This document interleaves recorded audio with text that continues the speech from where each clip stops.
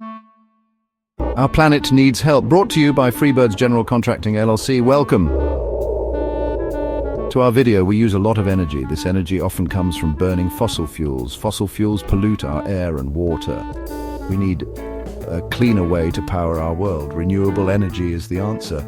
It comes from sources that never run out. The sun and wind are examples of renewable energy sources. Wind energy is a powerful force for good. It can help us create a cleaner and healthier planet for everyone. Wind turbines are tall structures with large blades. They look like giant pinwheels. The blades are designed to catch the wind. When the wind blows, it pushes the blades. The blades are connected to a rotor. The rotor spins when the blades spin. The rotor is attached to a shaft. The shaft is inside the nacelle, which sits on top of the tower. The shaft turns a generator inside the nacelle. The generator is like the heart of a wind turbine. It's what turns the wind's energy into electricity. When the generator spins, it creates electricity.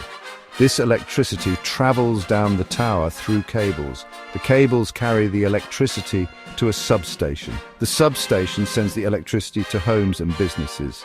This is how we can power our lives with clean wind energy.